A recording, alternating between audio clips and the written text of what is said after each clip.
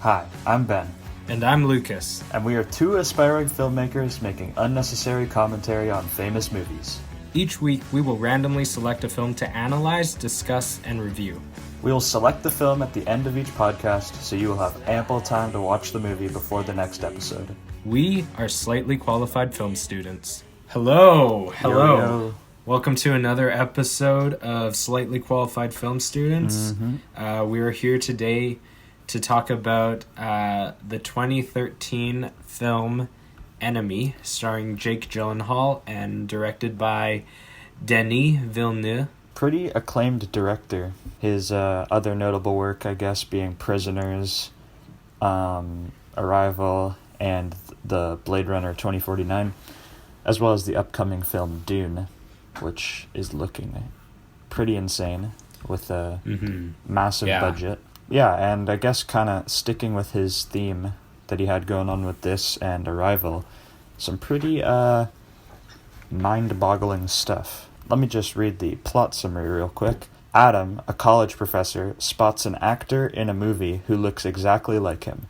Adam tracks down his doppelganger and starts living his life secretly, which gives birth to a complex situation. I think Jake Gyllenhaal is probably one of my favorite actors working right now. He has really good movie selection, but he also he has such a range where I mean, you can look at all the way from Donnie Darko, Brokeback Mountain, to Prisoners, and then Nightcrawler, and then Nightcrawler Enemy. is probably he has my like such a favorite huge performance from him. Yeah, he has such a huge filmography. But if you look at the contrasting Nightcrawler to Prisoners or something, he has such a impeccable range, which makes him such a fun actor to watch on screen. Yeah, I know Enemy is shot in Toronto and premiered at TIFF. And it was named Best Canadian Film of the Year. Yeah.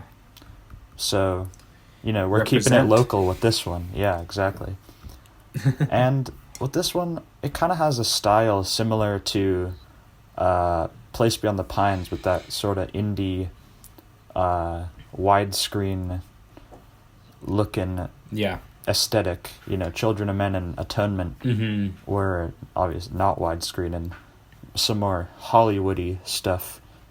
This is our lowest budget film so far. It had about a $5 million budget. Yeah. Which is definitely our lowest so far. Definitely lowest. So yeah, I guess for kind of my standout scene, we'll go into this before the analysis. I put the scene where Jake Gyllenhaal first meets Jake Gyllenhaal in a hotel room. Yeah. This is after he, the first Jake Gyllenhaal's character, Adam, who's a professor, watches a movie and sees this doppelganger. They eventually meet up in this hotel room, and, at first, when you're thinking about two people who are exactly the same meeting up, you think that it would, I don't know, it doesn't seem like something that would be super creepy, but when it happens in the film, man, it's like, there's just something so strange and unsettling about the whole scene. I think that this film throughout is just so unsettling. It's really unsettling, and it's not even that clear why. I think it has a lot to do with the performances as well as the subject matter, and the performance in this scene is just chilling. Like once Adam kind of comes to terms with the facts that Anthony is exactly the same, they even have the same scar, he gets really freaked out and runs away. Yeah, that's just kind of, I've only seen this film once. This is my first time watching it, and I think I'll gain a lot more knowledge about what I think happened on the second viewing, because honestly it was very confusing as a first watch. I knew going in it would be, and it did not disappoint. Okay, my standout scene was when Helen, which is Anthony's wife, who is pregnant, meets Adam at the university where he teaches. Yeah, I was thinking about that too. I don't know. I just really liked this scene. I thought that it there was a lot to analyze within this scene, even though it's fairly simplistic. And I just thought the performances on both sides were like very, very strong and compelling. Yeah. And I think that just overall how this scene plays out and how it's crafted, and how if you dig deeper and really try and analyze this scene, there's so much to look at. So yeah, I chose that as my standout scene. This film was kind of weird for standout scenes because the entire film almost feels like it's one giant sequence of events, you know? Yeah, I totally agree. It doesn't feel like there's cut and paste scenes. It feels like more like everything kind of flows in a very non-linear way throughout the entire 90-minute runtime. So, yeah, I don't have a lot to say for standout scenes, but that was my personal favorite scene, besides the spectacular ending. Yeah, I like the ending too, although just on a scene level, it's fairly basic, so I didn't necessarily want to put it as my standout. But it is definitely probably the most confusing moment, which you can either look at as a good thing if you love open endings, or a bad thing if you would rather be told what happened.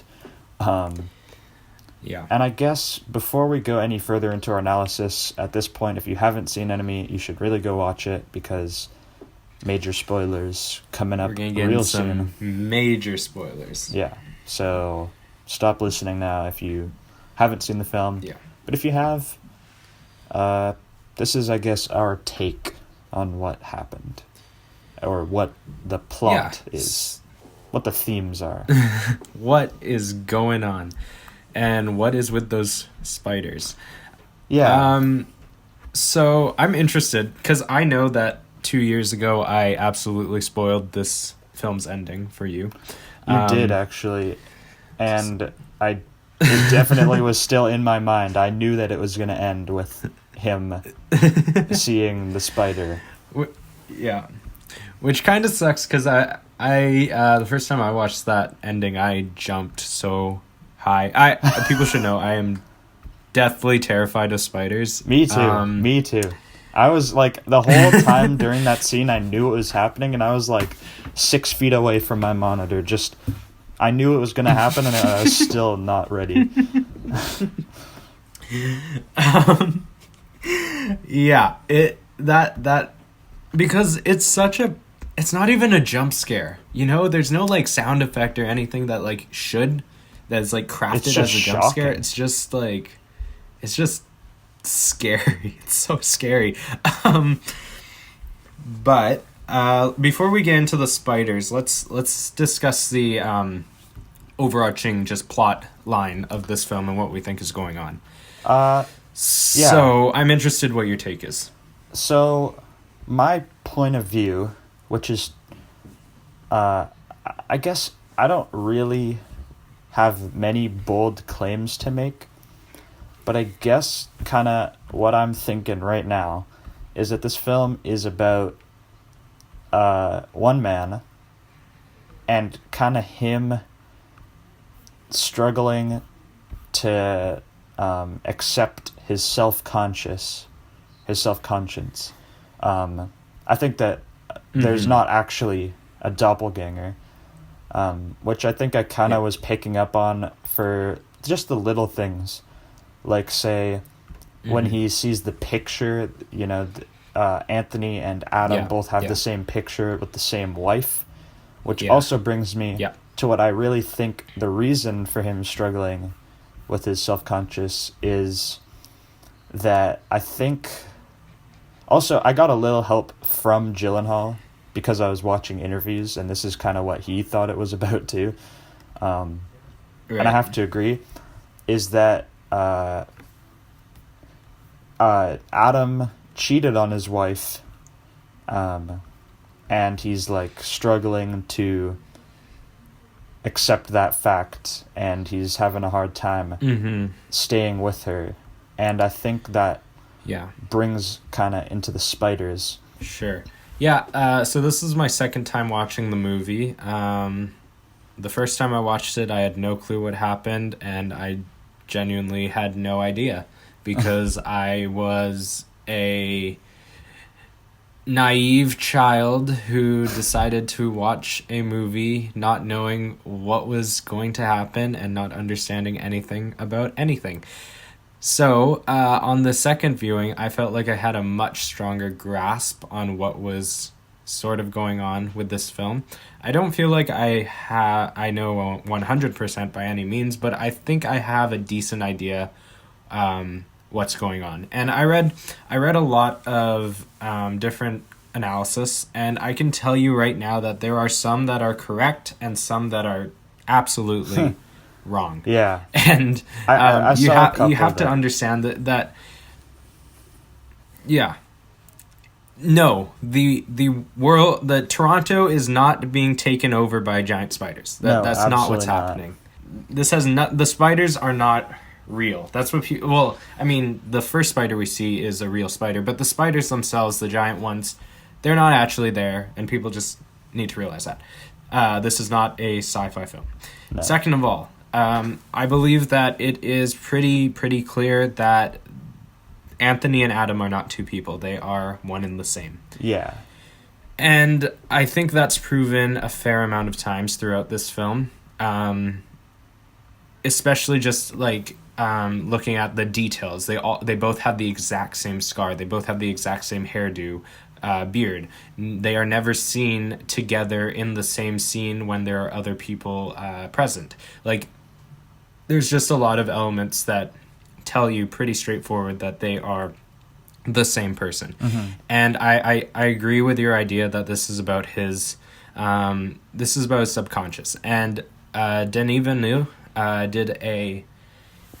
he did an interview where he said they keep this movie under really tight wraps, and they still don't really talk about what they think the film is about. Yeah. But his explanation of the movie is, he said this is a study on Jake Gyllenhaal's subconscious. That's what he said. So I think that gives us a pretty clear idea that some of this film is taking place in his subconscious. A lot of the stuff we see on the screen isn't real. The film's a great example of an unreliable narrator. We're getting a lot of moments that feel like they're happening in real time, but are either not happening at all, or happened before, or are just figments of this character's imagination. Mm-hmm.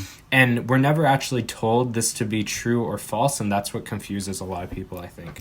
Yeah. But I think the main concept that I'm grasping through this entire plotline, and this is amplified through some lines of dialogue that Gyllenhaal says at the start of the movie in his college lectures, is that this is a portrayal of a cycle of harmful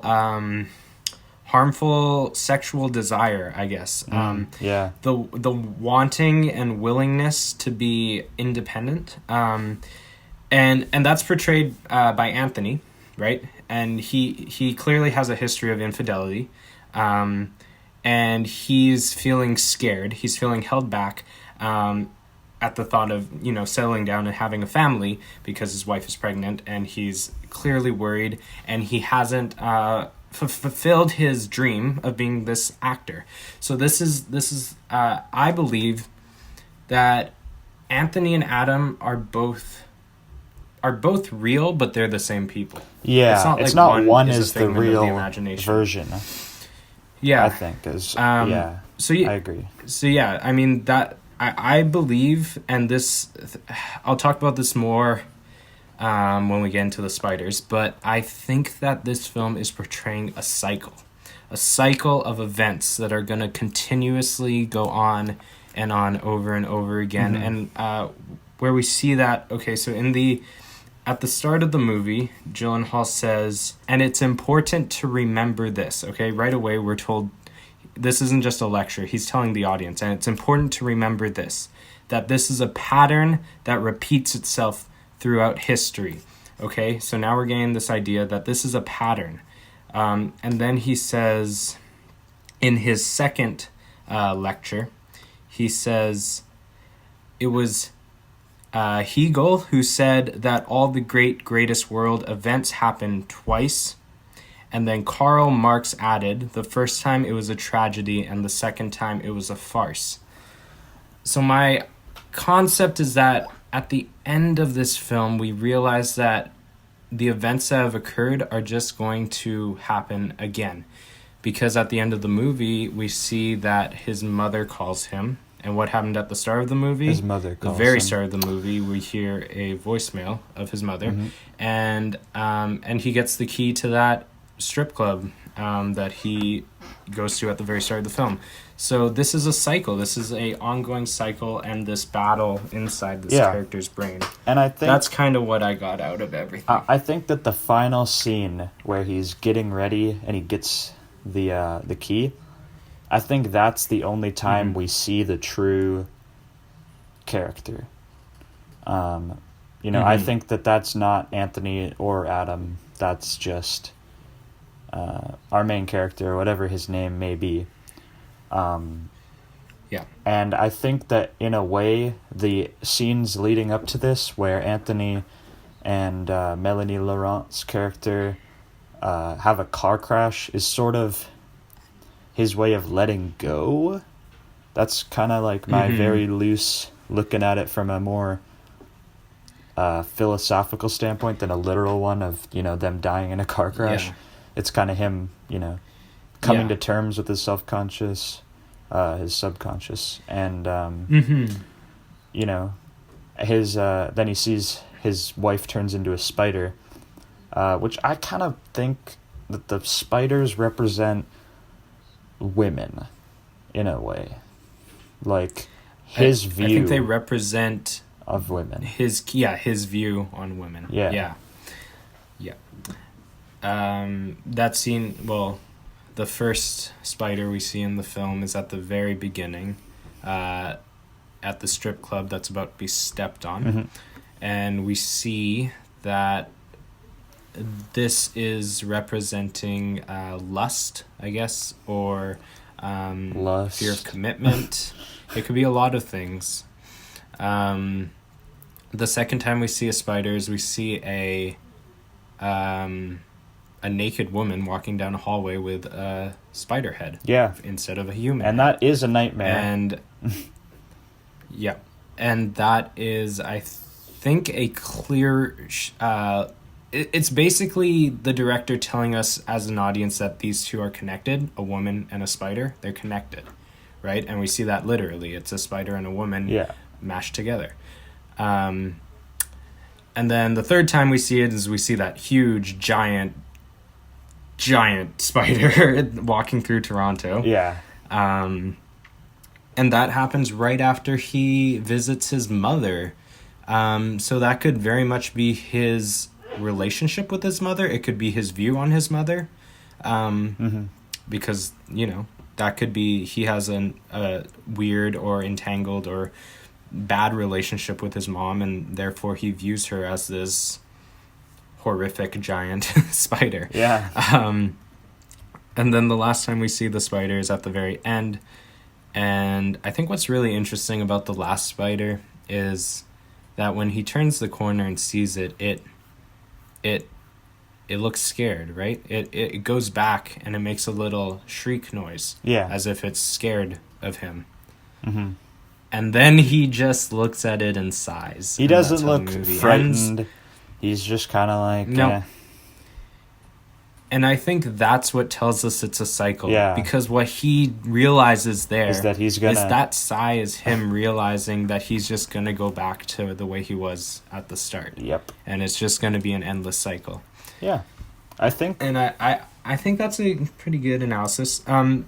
Yeah. The other thing is that I think Helen, his wife, knows that he has this personality disorder, split personality disorder. Right. And I think that's what he does have. He has a split personality disorder.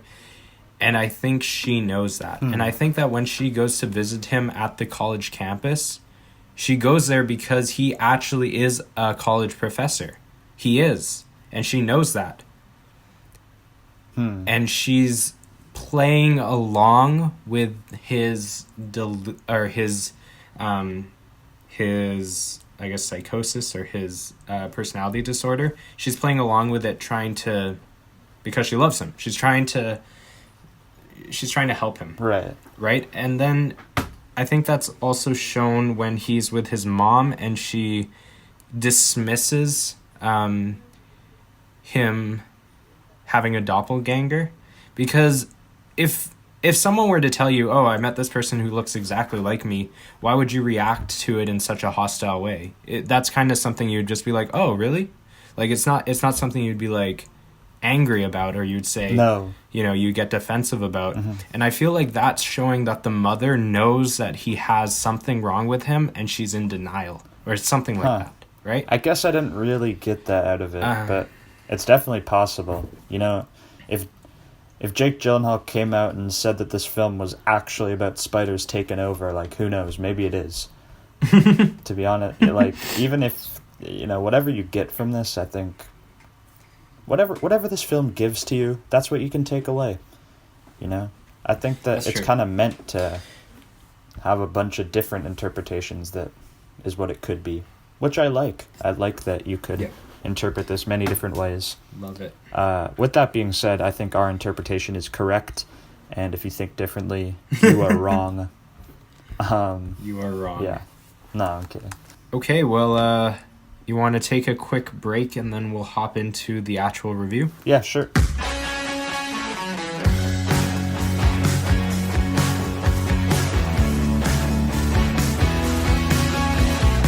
Okay, and we are back. Yes. And before we hop into the actual review of Enemy, we have a couple questions from our Instagram that we have been asked.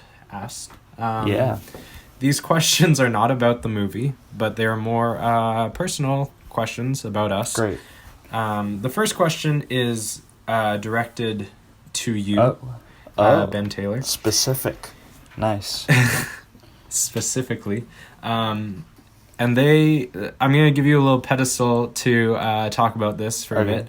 And I thought this was kind of funny. They asked, what is Ben's problem with child actors? That was the question.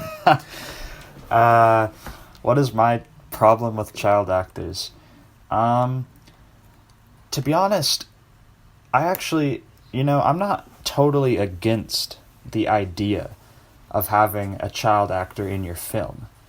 But I just think there's so many films that I hate, mostly because the lead actor is a child, and I just think they're a terrible actor. I think a perfect example is like Home Alone. I despise Home Alone. I will never watch that film ever. I'm sorry if you love it. I know it's beloved, but I just, when I see Macaulay Culkin on screen, it just makes me upset. Like, I don't know. I just think being a child actor is extremely difficult and honestly unethical. I just think that adults are much better actors, partially because they have more experience and also just because they're more believable. Mm-hmm. I just think kids haven't had enough time to develop their craft to really blossom and entertain me and sell me. I'm trying to think of exceptions. Yeah, that's what I was going to ask. Are there any child performances that do stand out to you? I think ones that stand out to me, maybe, I think that in voice acting, in animated films, child actors are a lot better, actually. Like kids' animated films. I'm not pissed at those. Spirited Away is one of my favorite films, period, of all time. And I think the child voice actors are good. I guess Moonrise Kingdom would be an example of when I can still really love the film, even though the two leads are kids. Mostly because I think it's funny having the Wes Anderson very monotone delivery kind of dictating the kids. So they can't even have bad performances, really, when they're just monotone little kids. Have you seen the Florida Project? No, but I've been meaning to actually. Maybe that's an example too. I think that is because that film is about a I think she was like 7 in the film. And I gotta say, she was really good. She was very believable. A24 is just mid-90s. Yeah, mid-90s is I actually like the child performances. I give everybody a pass teenagers, except the lead actor in mid-90s. I think the actual professional skateboarders they cast are really good. The teenagers are really good.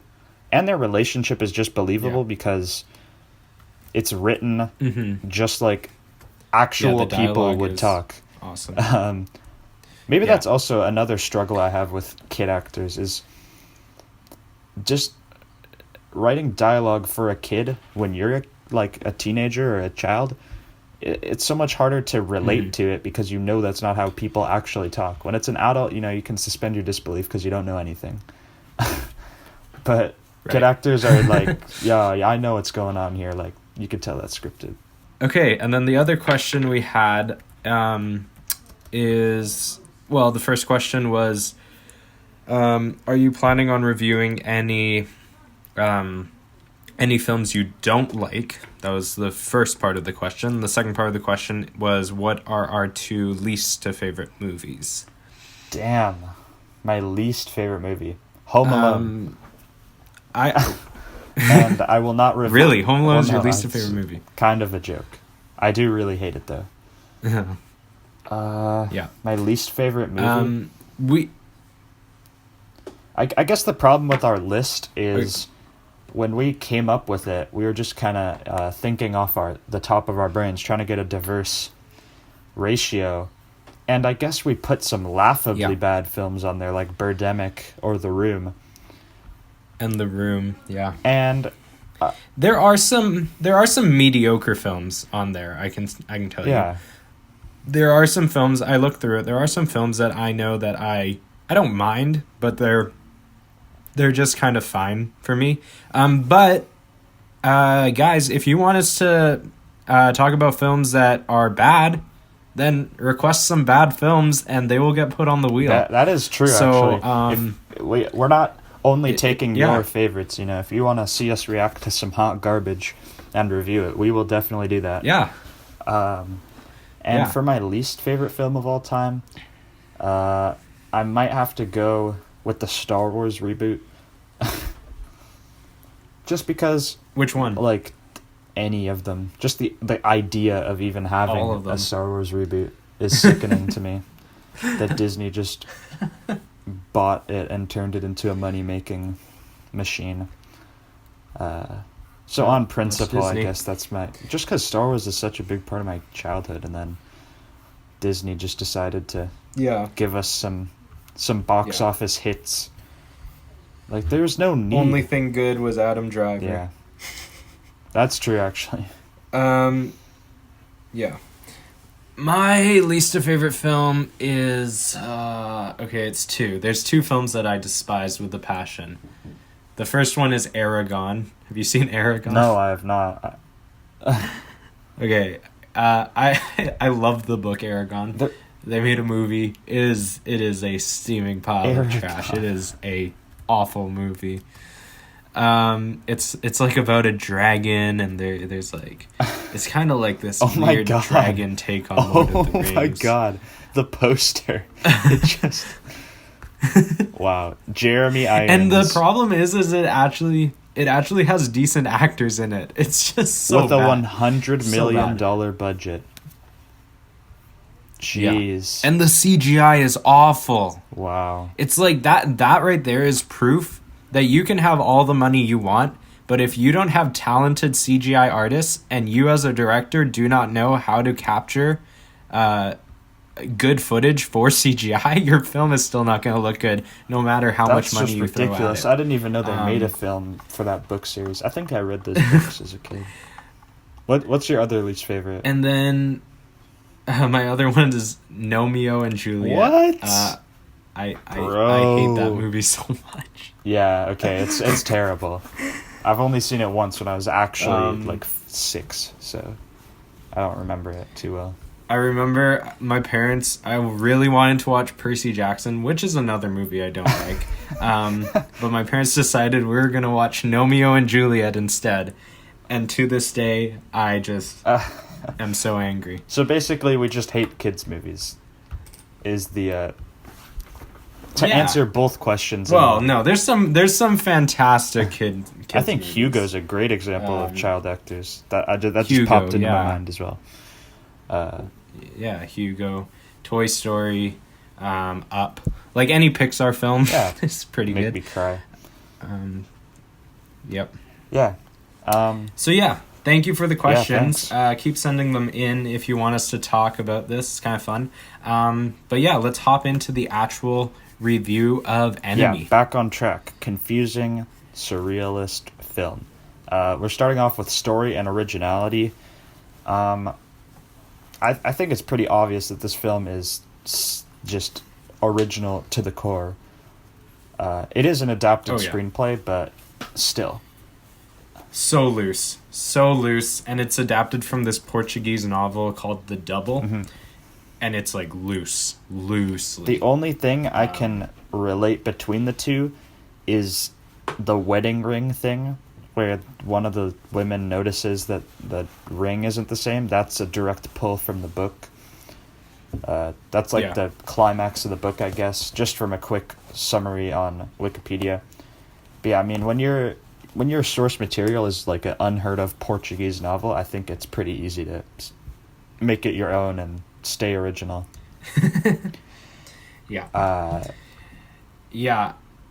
And I mean, I think to understand some of the themes in this film, it might just be a little too abstract for me. Like, yes, I still got everything, but I don't know. I guess this is one of the most abstract films I've ever seen, just in the fact that there really is no answers anywhere. But what's really bringing this up for me is the originality. Like, this thing is super creative and just a one-of-a-kind viewing experience. So I think overall in this category it's actually quite strong. And the story is pretty interesting, although it might be a little basic in terms of the real themes happening, which is, just a guy struggling with his subconscious. That's not the super intricate plot, but the way that it goes about telling the story is definitely unique, which is also the screenplay. But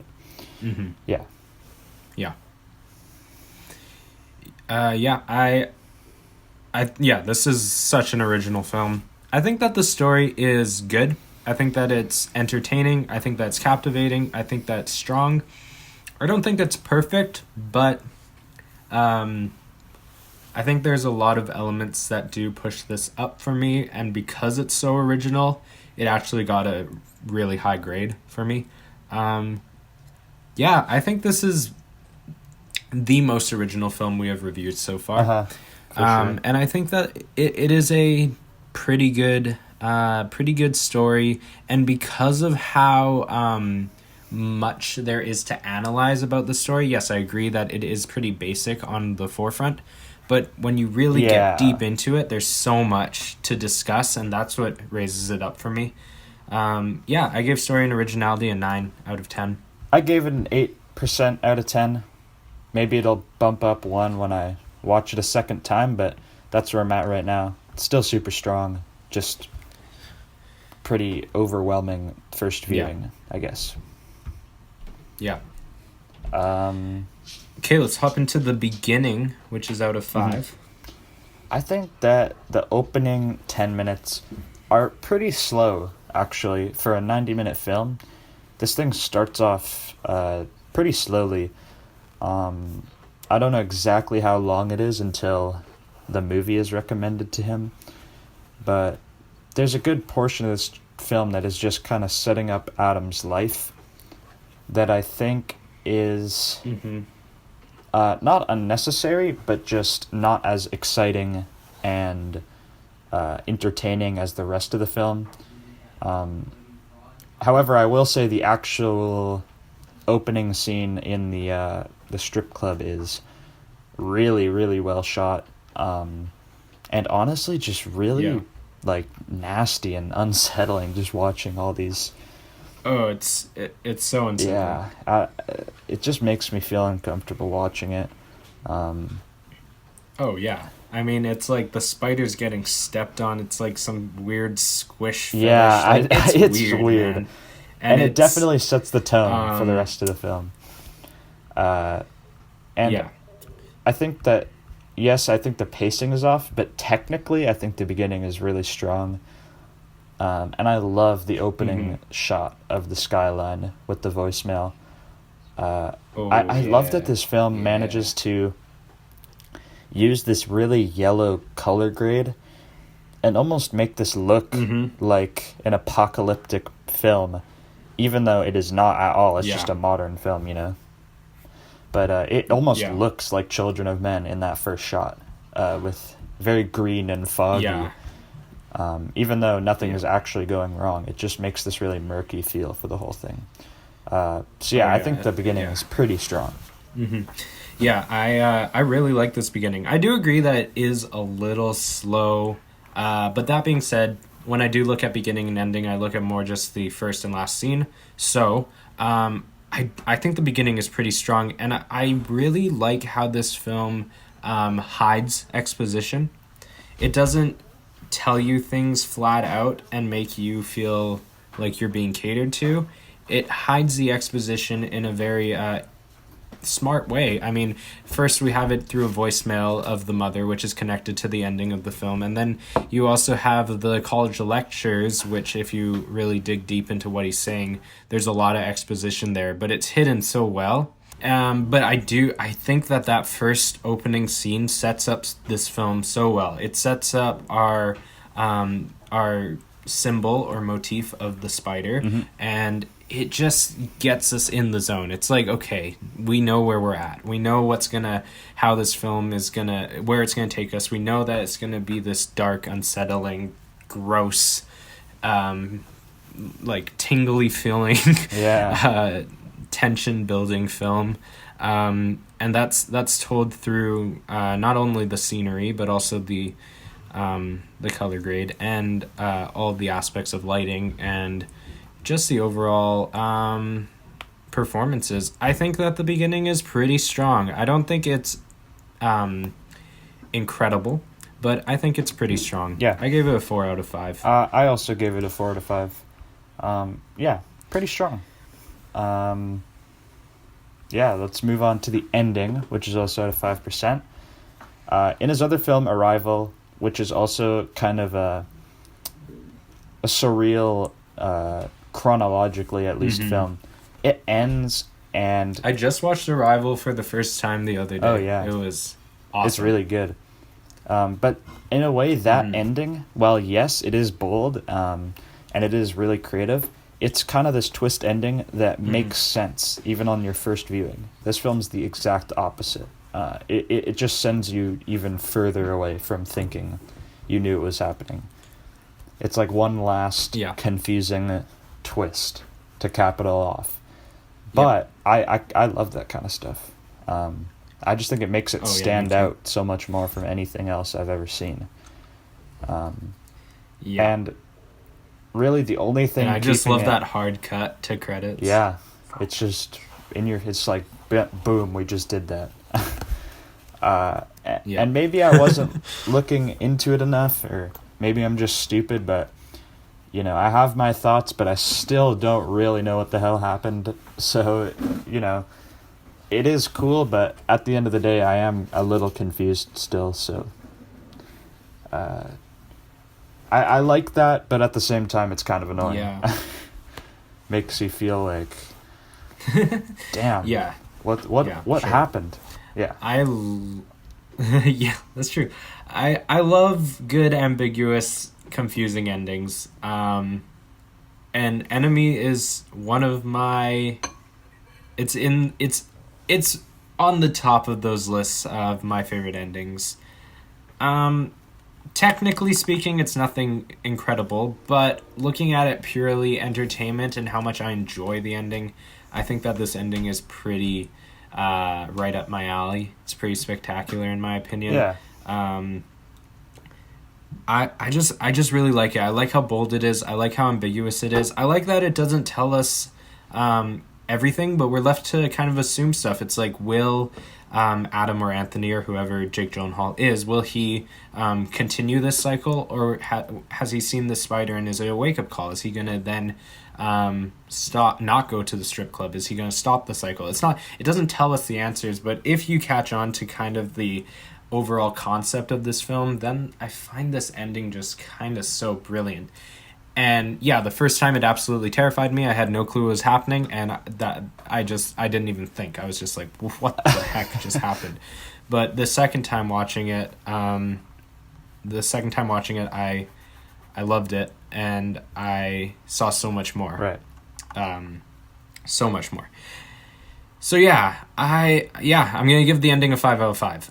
It's not a high 5 out of 5, and I get that it's not, technically super impressive, but I don't really care. To me, it's a 5 out of 5. Yeah, I'm giving it a 4 out of 5, and I think it's a high 4. Maybe once again on second viewing, this could easily raise, but yeah, right now for me, it's a 4%. Cool. Yeah, all right, let's move on to screenplay and dialogue. I think that the pacing in this film, as well as the dialogue, are really nice, and I love the little nuances in Adam's character that's written in. Like progressively in each lecture, he gets more and more shaken up by the whole ordeal, and just in general, the way he speaks he's very soft spoken, but he almost just has this, I don't know, crazy, unpredictable element to him. That makes him really creepy in a way to watch as the main character. It's just great. It's creative, and I love the way that the script flawlessly transitions between their two narratives. Yeah. It's really smooth. And, yeah, I agree. Yeah, I mean, I think the screenplay and dialogue is really great in this film. I didn't actually have a lot of flaws. There is one flaw that I'll talk about a bit later, but I think that it's pretty strong, and I love all of the hidden symbols and motifs and using songs and posters and background imagery to really nail in all these different points that we were discussing in the analysis. Yeah. I think that overall the dialogue is really strong, and I think that's also because the three performances in this film are also very strong. This film is pretty much derived of three performances. I mean, there's some little side characters, but for the most part, it's just these three actors. So yeah, overall, I think the screenplay is pretty strong. My one problem with it is, in my opinion, I don't really like the scene with his mom. Yeah. I feel like it's kind of... I don't know. It feels like it's kind of dumbing itself down. Because for me, that scene is blatantly telling us that Jake Gyllenhaal is one person. And that's seen through all these different things his mother says to him. And in my opinion, the movie didn't need that. We could have cut that scene and I would have still understood what was going on. And in my opinion, that was the only aspect to this film that I felt was unnecessary and kind of assuming the audience was... Well, he assumed correctly because it helped me out massively because I had no idea what was happening. So, maybe for our genius over here, Lucas, he thought it was dumbing it down. But I'll give the dumb person's perspective. I like that. It just kind of reinforced what I was already assuming. And I think it's, she gives him blueberries and he says he doesn't like blueberries. It just adds another level onto the confusion. I kind of see where you're coming from, but at least on my first time, I didn't really think it was unnecessary. Okay. Well, yeah, I gave screenplay and dialogue a 7 out of 8. I thought it was very strong. Same here, 7 out of 8. Not often do you see two narratives as smoothly intertwined as here. Really, really strong overall. Let's move on to soundtrack now, which is at a 7%. Dude, I love the soundtrack. Yeah, I really love Denis Villeneuve soundtracks. The score is very similar to Arrival, in this really bassy, barren, one note kind of things. You have a lot of very rumbly low notes that just kind of play ominously during scenes. Yeah. Which is really, really awesome, because it's not a very distracting soundtrack, I guess. It's not stealing the show. It's just kind of giving you this constant unsettling unease while you're watching.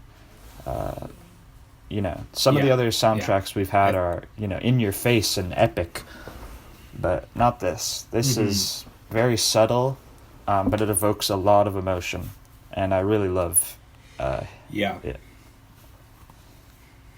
Yeah, I think that it is adds so much to this movie. Yeah. And the music is used basically throughout this film. It might not be loud or in your face, but there is constant music throughout this film. And it adds so much to the intensity and just how disturbing and gross this film feels to watch. Yeah. And I think this is a big aspect of, we were talking about before, how this film feels so unsettling, but you don't really know why. And I think the score is a huge aspect to that. Yeah. Also the color grade. But there is just this aspect of you're just always kind of you have that weird feeling in your stomach of something bad's going to happen. It feels wrong to be watching this film. It feels like you're watching something that you shouldn't be watching. Yeah. And you kind of have this just gross feeling. And I think that's a huge aspect of the soundtrack. It's very repetitive. Yeah. Very, you'll have 3 minutes of just the same, little section repeating, which just kind of makes this almost insane feeling to everything. It really adds to the characters. And this, especially in Adam's part, he's got this very dimly lit apartment, which just kind of adds to the creepy aesthetic. And Jake Gyllenhaal's performance is just chilling. And when you got this, creepy soundtrack paired with it, it's something I'm glad I watched during the day and not at 2 a.m. Yeah, I watched it at 2 a.m. Nice. I don't think the soundtrack is good enough to be a 7. I didn't listen to it on its own. There you go. But I think it's very strong, and it works really well with this film. So I'm giving it a strong 6. I give it a 6 out of 7. I'm giving it a strong 6. Yeah. 6 out of 7. Yeah. Very solid, and it's really similar to Arrival's soundtrack. I think Arrival's soundtrack is just all the good elements of this, but then epic. I love Arrival's soundtrack a lot. And there's some really beautiful stuff in Arrival. Yeah. Yeah, let's move on to production design. Production design. Costumes. Which is 6. Costumes and set design. It's fairly basic here. Not that it needed to be anything more. No. But, just in general, there's not a lot of locations, indoors especially, in this film. It's mainly set at 2 apartments and a university. And while I love what they did with the lighting in these sets, the sets themselves are nothing special. And the costumes, I thought, too, were good. But, once again, nothing really too special about the costumes. And overall, you can just tell that this was not their focus, and it definitely didn't need to be. They can create everything else. They can use everything else, like great cinematography, to tell this story. But at the end of the day, it's not going to give you any points here. Yeah, the only thing, there really isn't any production design in this film. Costumes are fine. I thought the set decoration was actually pretty good. The contrast between Adam and Anthony's apartment and seeing how alone and just vacant Adam's apartment was. Right. And I thought that worked. I thought the costumes worked with the color grade pretty decently. But yeah, overall, nothing that spectacular. But also nothing wrong with it. I gave it a 3. 3 out of 6. Yeah, I also gave it a 3. Yeah, nothing wrong with it. It's just kind of that, 50% kind of very average, not doing anything special. Yeah.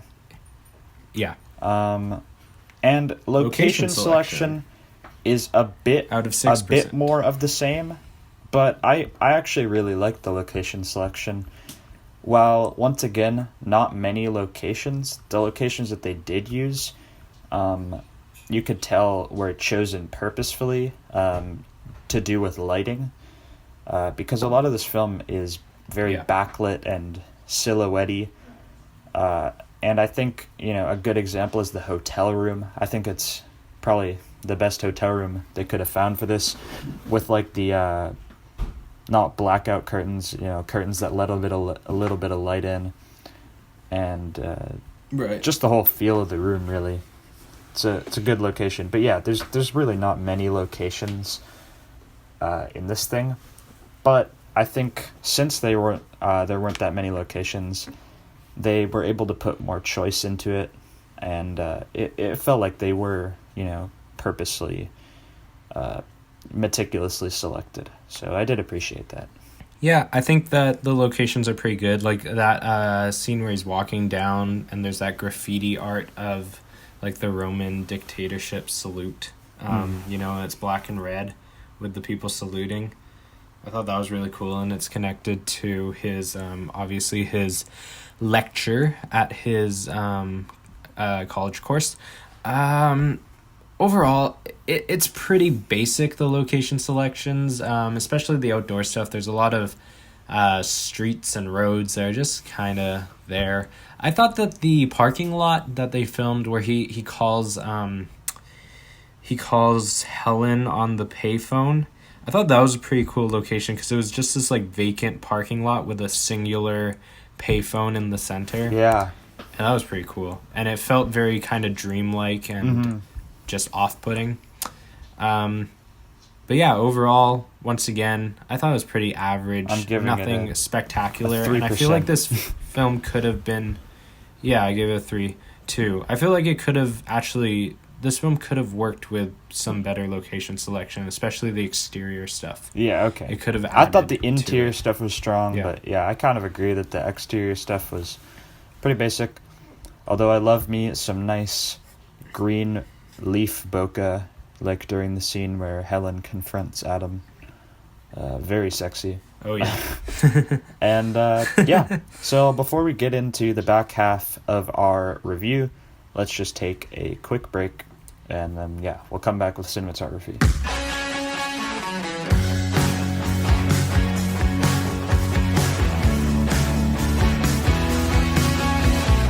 Okay, and we are back, hitting into cinematography. Out of 10. I loved it. I think specifically, I love the lighting in this film. The lighting is phenomenal. so impressive. It's very dark, but not in like a unprofessional way. You can tell they spent so long getting these dimly lit shots to have these perfect, very stylized light on characters' faces. I think it's especially apparent in Adam's section because his apartment is just so dark all the time. Yeah.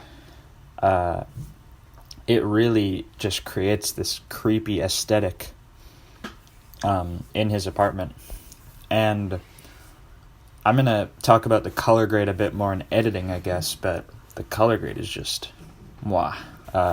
It also, we're back to that creamy widescreen that we've been missing for a while. Sure. And I just think overall the framing is very captivating and creative. And yeah, I just think overall not only is it solid, but it's, a bit new and refreshing. I think specifically one of my favorite shots is when the spider lady combo is walking towards the camera upside down, and at first you think the camera's upside down, and then it pans to reveal Jake Gyllenhaal standing And she's walking right on side the up. roof. Yeah. Yeah, which is just like mind-boggling. Like, what the hell? Mm-hmm. I mean, it is a dream, but still, it's just a cool shot. Yeah. Yeah, I also love the way they do driving shots in this thing. Yeah. Yeah. Just every single driving shot, his eyes are framed in the rear view. Mm-hmm. And they do use mirrors actually quite a bit in this film. Yeah. Characters walking into rooms, and it's shot in the mirror. Yeah. Overall, I just really love the cinematography. What are your thoughts? Yeah, I agree. I think it's some pretty good cinematography. I really love the lighting too, especially their use of shadows. Like, if you look at whenever Jake Gyllenhaal's in frame, they like to kind of cover up half of his face with shadow, which could be a metaphor, I guess, for like only half of him being there, you know? Because it's like there's two sides to him. Yeah. Which is pretty... Perhaps. Maybe I'm just reaching there, but that could possibly. That's cool. I accept that. They also use some really great practical lighting here, especially in his apartment with the lamps and the overall just like this film just looks really clean. It does not look clean. Let me rephrase that. It looks technically clean. Looks technically clean. It looks gross and disgusting, but technically it looks clean. Yeah. I also really like the camera movement. This film, the camera's kind of always moving. It's steady. Yeah, it's steady, but it's always moving. Like, there's this one shot where he's just walking around a corner and goes into the movie shop. And the camera does this, it does this weird thing, and it does it a few times throughout the film where it's like a moving pan. Yeah, it's panning, but at the same time, it's moving backwards. And it's kind of like the Vertigo Effect, which for people who don't know, the Vertigo Effect is when you physically move a camera towards or away from something while using the lens to zoom in or out. So at the same time, and it creates this really weird effect where it looks like a person is getting closer, but the background isn't moving, or the opposite. The background is moving, but the person isn't. Yeah. And they kind of do a reverse Vertigo Effect a lot of times in this film, where instead of zooming, they're panning, and while they're panning, they're physically moving the camera. The subjects. Yeah. And the subjects get farther away. And it's I just thought that was creepy super and cool. Yeah, it's super unsettling. Like, every aspect of the cinematography in this film add to how unsettling it feels. Personally, I have to say though, my favorite freeze frame is right at the start, right before the cut from the first scene with his head in his hands. Yeah, just and you can just see his eyes. You can only see one eye. Yeah. Oh, it's so scary. Personally, though, I think this film would have been better with a 16:9 aspect ratio. For those of you who don't know what that means, it means that it is covering the entire screen, so it doesn't have the black bars horizontally. I disagree, bro. I don't think that widescreen does anything for this film. I feel like it was just a way to make it look more professional. And I feel like if they had done it with 16:9, not only would we have got more skyline, but I feel like it would have made this film feel a lot more raw and dirty. And I feel like it would have added to the tone. I agree with you. Film.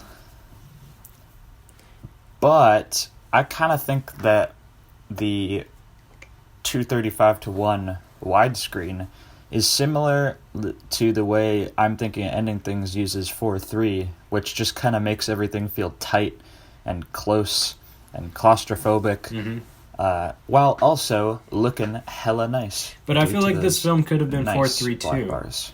I feel like it works better in that claustrophobic way. I feel like the widescreen is kind of condescending because this entire film feels claustrophobic, and yet you're showing it in this widescreen.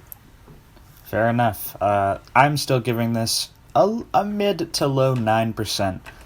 I really liked it. I thought it looked super stylized and cool. I don't care what Lucas says about his stupid...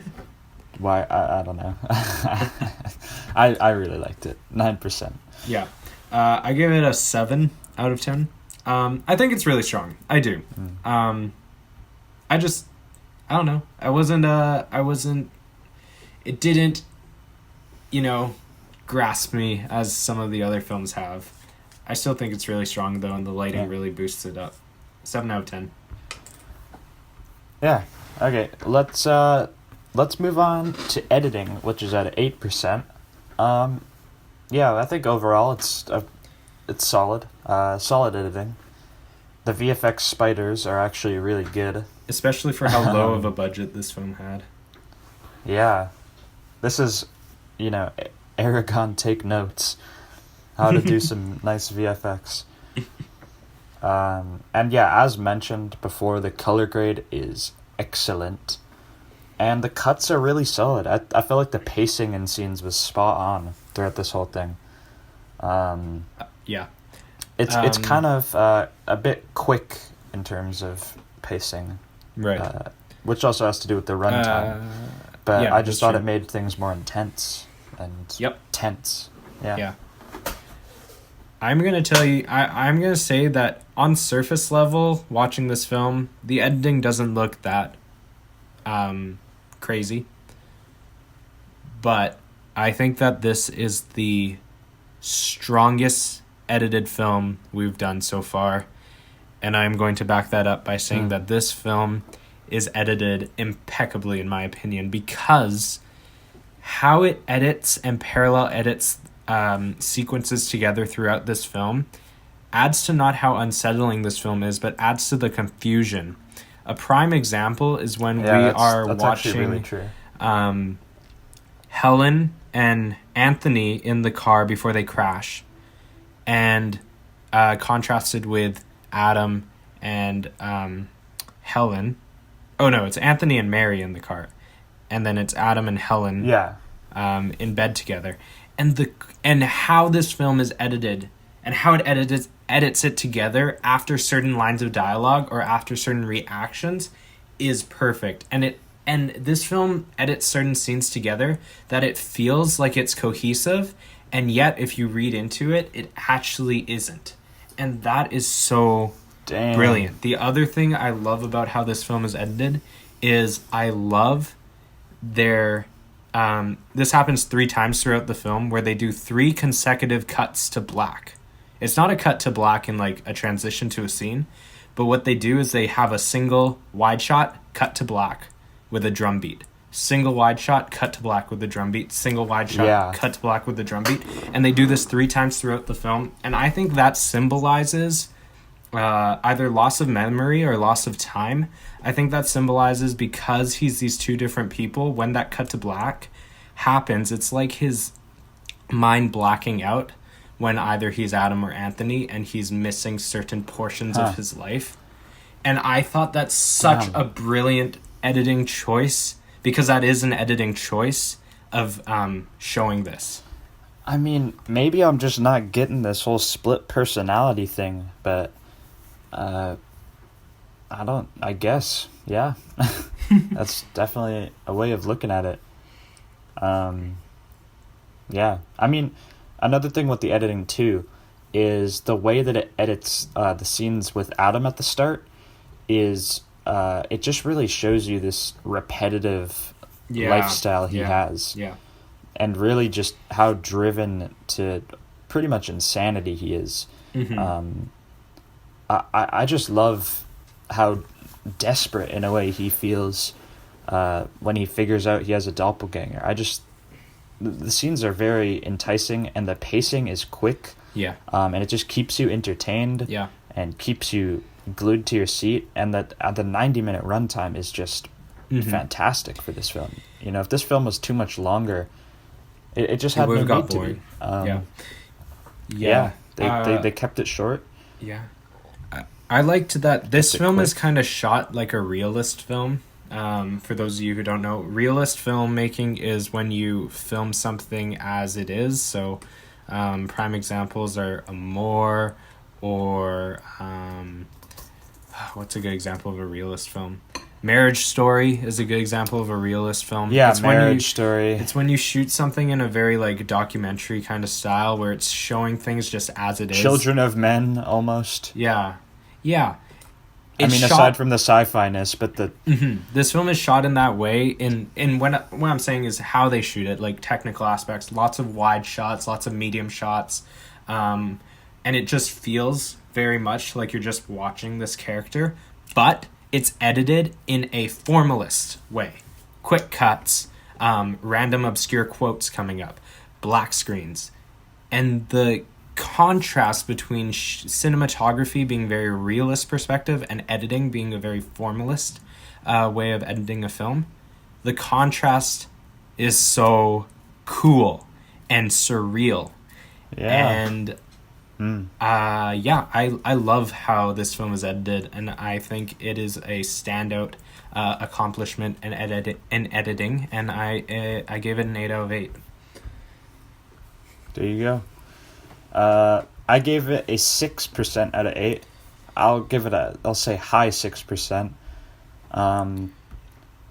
I guess my surface level first watch just wasn't looking deep enough, but yeah, like you said, on the surface, I just, the pacing is really strong, color grade's strong, and overall the cuts are nice, but maybe if I watch it again and I kind of, pick up on these things you're talking about, it could be higher. But for me right now, it's 6%.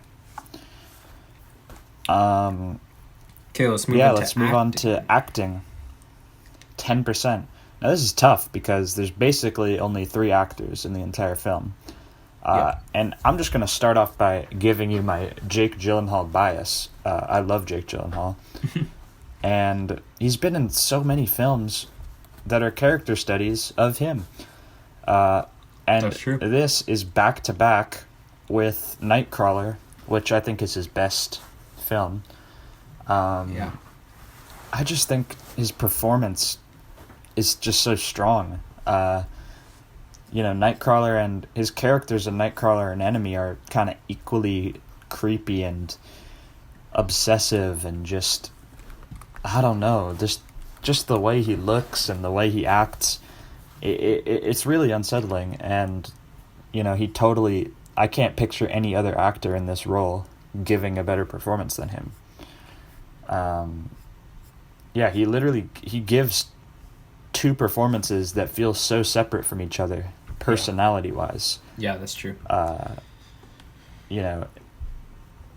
And I'm also a Melanie Laurent fan from Inglourious Basterds 2. And she did what she needed to do, but to me, Jake just steals the show. Oh, yeah. Well, this film gives a very solid performance. Yeah. Yeah, obviously. But, yeah, I just kind of think all the other performances pale in comparison, which, is to be expected because he's the main characters. But I just think contrasting their performances with his, Melanie Laurent's performance could be better. And also with acting, since there are so few performances, it's not giving off that, ensemble vibe that, say, Inglourious Basterds is. Yeah. But overall, I think the acting is quite strong. Yeah, I think that this film actually, for me personally, I think that it gets higher marks because it has less actors, because therefore you only are really focusing on 3 actors, and because they all give pretty good performances, then all of a sudden the whole rating goes up because you have nothing pulling it down.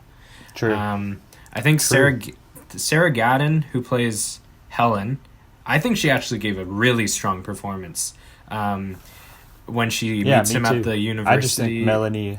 Yeah, and when she also talks to him, where she's like, "Oh, I met him at the college," and she's like crying, and he's like, "What are you talking about?" And she's like, "I think you know." I really liked her performance, and I think Melanie Laurent is pretty good. Actually, she's strong.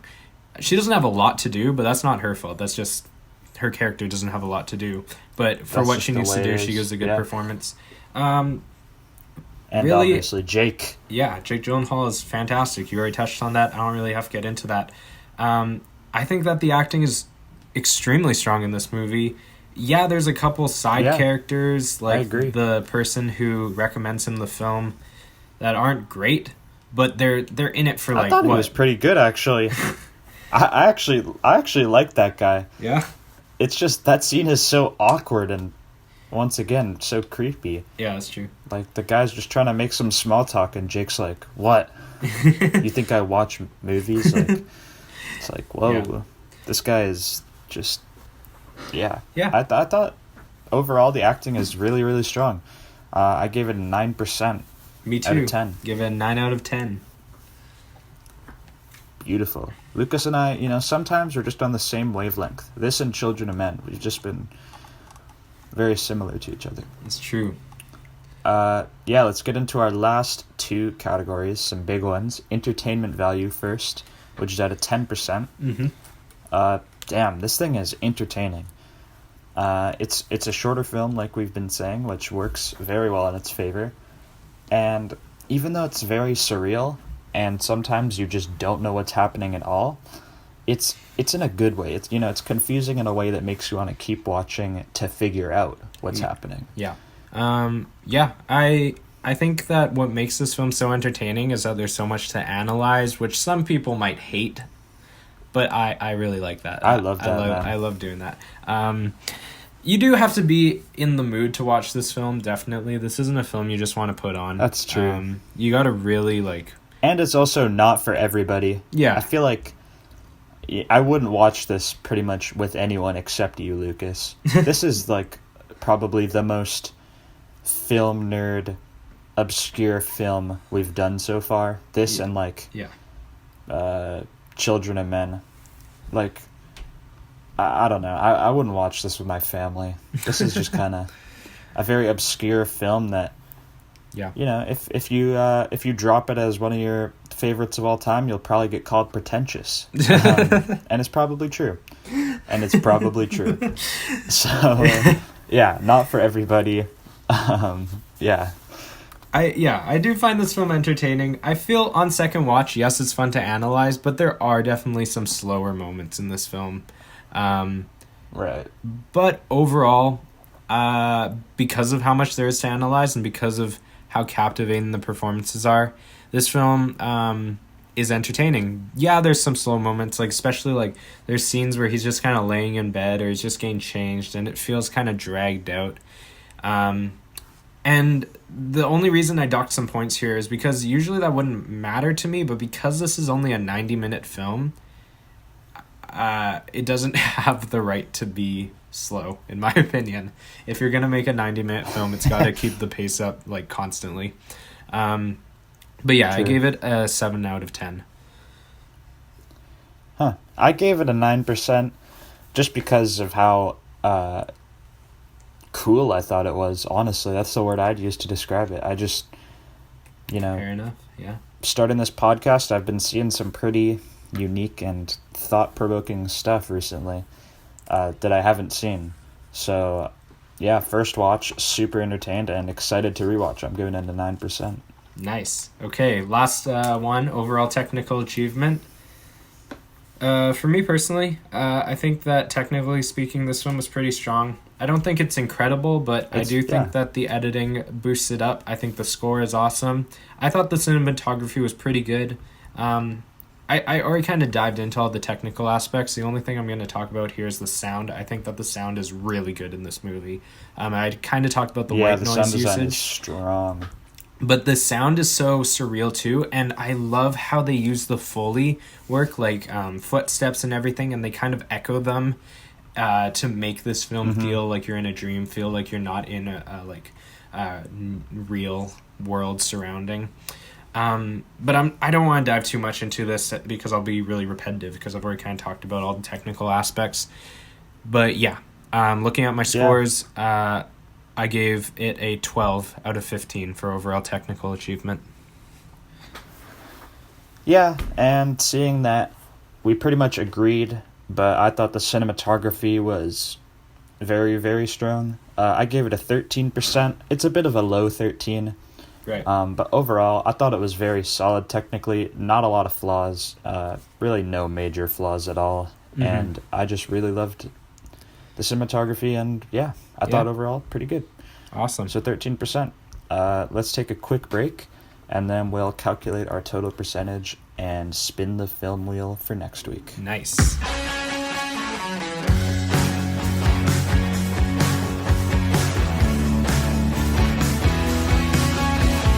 Okay. All right, and we're back. Here to give our final percentages for the film Enemy. I guess I'll go first. Sure. Now, I guess my percentage is a little lower than I would have liked to give. But I just feel like, when there's categories like production design and location selection, the indie films kind of suffer. And just in general, I think that, yes, it's bold, and the story is great, but at the end of the day, it is pretty confusing, which is nice, but at the same time, it's just a little, it's a little more challenging than the other films on this list. Sure. So, with that being said, my total percentage was 81%. 81%. I see. Very cool. Mm-hmm. We're very close. I thought that this is a great film, and I agree that I feel like mine is a little low. Lower than I would like it to be. I do think that this film is fantastic. But my total percentage was an 80%. So only one below you. 80.5 for the average percent, which leaves it in sixth, or no, it's last place. In 7th place. Yeah. And by no means is this a bad film at all. No, there will definitely be films that will go lower than this. I would highly recommend everyone go watch it. But looking at the other films on this list, I kind of agree with it. I think I liked this more than The Place Beyond the Pines, and maybe more than Atonement, honestly. But, I don't think it really compares to A Children of Men or even a Parasite per se. So, that was Enemy, and we're gonna spin the wheel now and see what we'll be reviewing next week. Amazing. Let me pull out QuickTime Player. Dude, we should get sponsored by QuickTime Player. Sponsored by Mac. And I guess while he's setting this up, I'll just say, if you do have questions for us, that was a fun little segment, so feel free to ask away. Our Instagram DMs are open. Happy to answer any and all questions, whether you have specific ones or just general ones or just suggestions for structure or how we can make these better. It's all welcome. Yeah. And about the wheel, we got 100 movies. I just added a section on our Instagram page called S_Q_F_S. And I have highlights of different stories. So I have a grading highlight where you can see where all of the films place and their percentages. And I also have a 100 movie list. So if you ever want to see what the 100 movies on the wheel are, go there. I'll update it every week whenever a new movie gets added, and you can just see what movies are on the wheel. And if you have any you want to see, like once again, if you want us to watch some bad movies and talk about some just not good movies, send us those requests and they will get put on the wheel. But without further ado, let's press screen record, turn up my volume, and let's see what we're doing next week. And we are spinning in 3, 2, 1.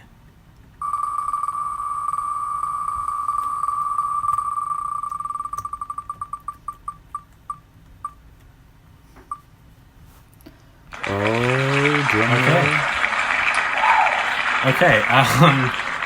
We've landed on a movie called Sing Street. Have you seen Sing Street? Sing Street? I have not. I don't think I've heard of it. It's a very sweet film. It's a very sweet film. Oh yeah, I've seen this on your desktop background. yeah, okay, I'll pull up the plot synopsis real quick. It is, with the recession hitting people hard in Dublin during the 80s, Connor is moved from his private school to a tough inner-city alternative, and as he tries to adjust to a new way of life, he decides to start his own band. Aw, that's sweet. Released in 2016, directed by John Carney, starring Ferdia Walsh-Pilo and Lucy Boynton.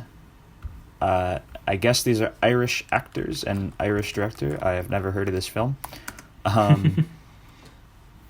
Yeah, I'm excited to check it out, though. I am pretty sure that Sing Street is on Netflix, so that's sweet. People go watch it. I can tell you that this is a feel-good movie for sure. This is a movie. I've heard a lot of people say it's kind of their favorite, just like comfy movie to watch. So it's a fun one. So go watch it, and it's rated PG-13, so you can show it to your kids too. And it'll be nice to kind of lift us out of this depressing slump we've been in recently. Is this our first fact, movie that isn't R? I would argue that we literally haven't had a truly happy film yet. I think that's true. We haven't. We haven't. Except maybe Inglourious Bastards. Yeah. You could consider that I guess a feel-good film. Maybe if you're twisted. But every other film has been actually pretty sad. This will be our first film that is not R. So that's kind of nice. Yeah, so make sure you watch Sing Street in preparation for next week's episode. This was Enemy. Go check it out, and we'll see you guys next week. See you next week. Thank you for listening to Slightly Qualified Film Students. Make sure to tune in next week for a new film discussion and review. Our theme song is Slightly Sexy by Thompson Springs. Make sure to subscribe and leave us a like. Send us feedback and comments as well as your thoughts on the film. Follow us on Instagram and Twitter at S_Q_F_S. If you would like to send us a question or a comment for next week's episode, you can email us at sqfilmstudents@gmail.com. Thanks for listening, and we'll see you all next week. Bye.